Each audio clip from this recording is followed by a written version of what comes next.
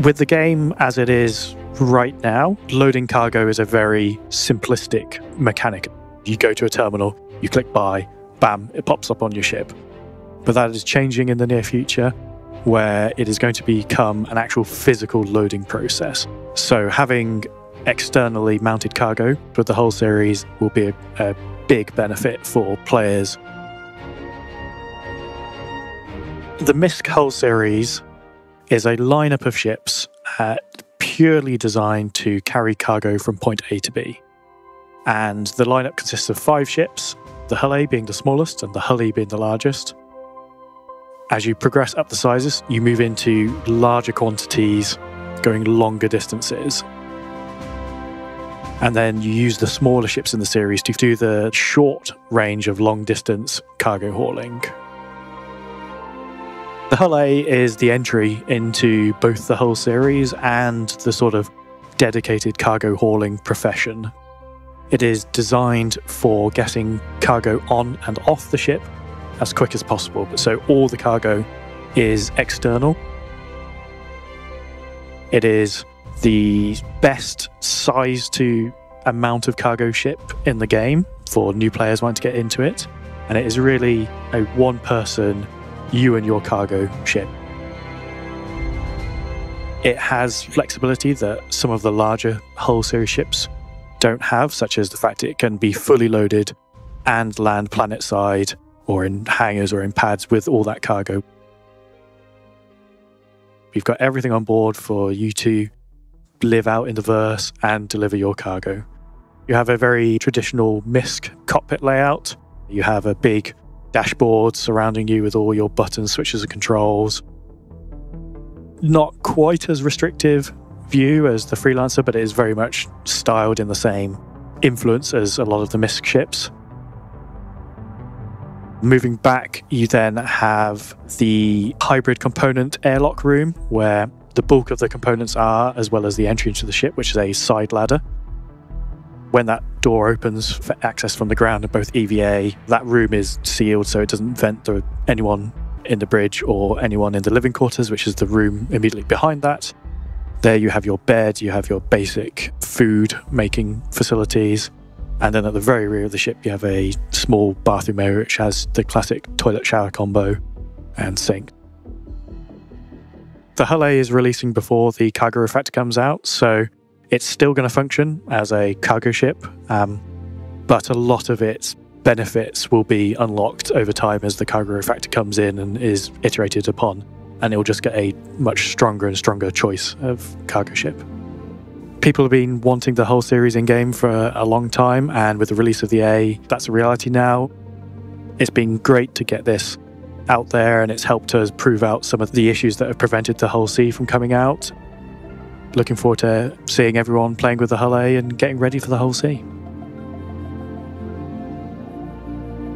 The Hull A is making its small but impactful debut in the upcoming Alpha 3.17, and will continue to grow into its intended role in the persisting universe as the cargo refactor comes online and continues to iterate in subsequent patches. And up next, it's time for a special locations-based sprint report, so let's get to it. Let's start things off this week with a look at current progress on cloudscaping for planet Hurston.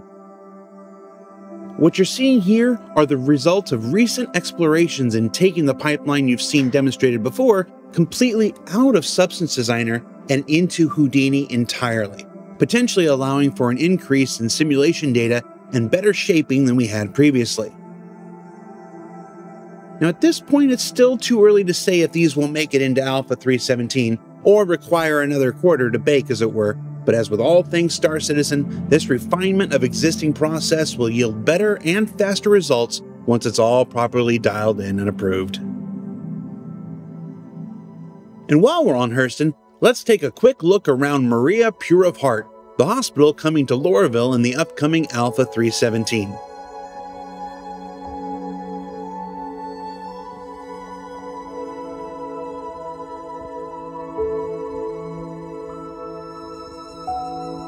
Of all the hospitals we've seen so far, this one may be my favorite, combining the severe architecture and attitudes of Hurston with the benevolent purpose and ideology of a hospital is yielding a truly unique visual experience and I'm here for it.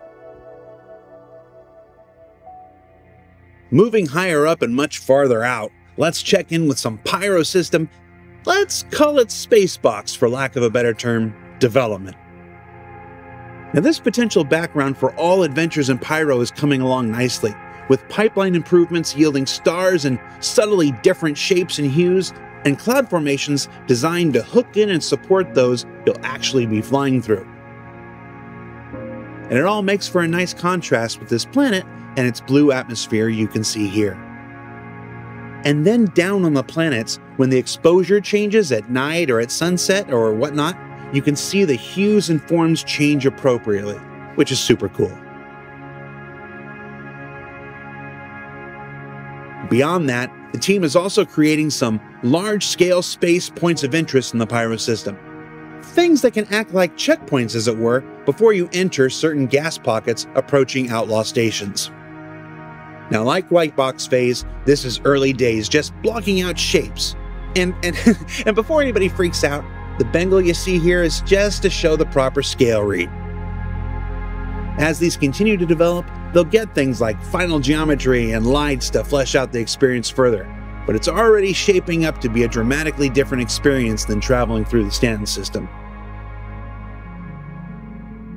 And while we're in Pyro, let's take a look at the Yucca brevifolia, our outer space version of the Joshua Tree.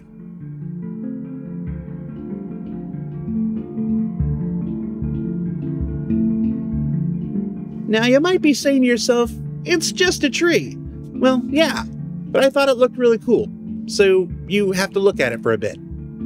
It's my show, and I really like the dry bark on the trunk there. And back up in space, the props team is continuing their work building a whole new array of run-down, beat-up, customized and unique items for the Pyro system to help sell a very different experience for life in outlaw space. Just really cool stuff. And I want to shout out Joseph, Lewis, Thomas, Dan, Stefane, Sophie, and the rest of the team for some exceptional work making things not look good? That doesn't sound right, but you know what I mean. And look at these trash piles. Disgusting. And awesome. And disgusting. Of course, some of these outlaw stations will have run-down space clinks aboard, so the team at Montreal have been beating those up a bit.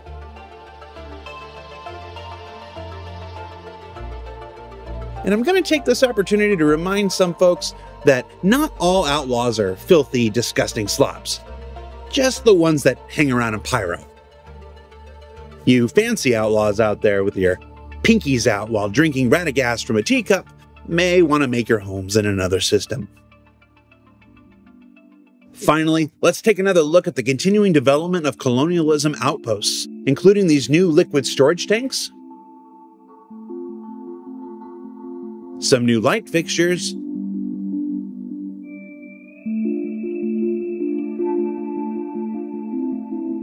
wells,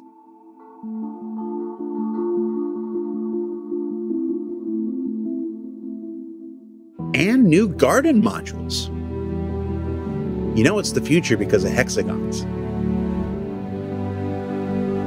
Then, from one outpost type to another look at white box explorations of derelict outposts. Now, like all white box phases, it's an important step in identifying which areas are likely to become traversal nightmares and may want to be adjusted for gameplay reasons before we move on to final art. But overall, these derelict outposts are another opportunity for stories and missions to be told across Pyro's planets and moons. So what did we learn this week? Well, we learned that the Hull A is ready to make its mark on the persistent universe, that the cloud tech pipeline continues to be refined and updated as we saw in Hurstonem, and that Pyro continues to shape up to be an experience unlike any currently available in the Stanton system. Now don't forget that Stella Fortuna is just around the corner. Keep an eye out on the RobertSpaceIndustries.com website for details. For Inside Star Citizen, I'm Jared Huckaby. We'll see you all next week.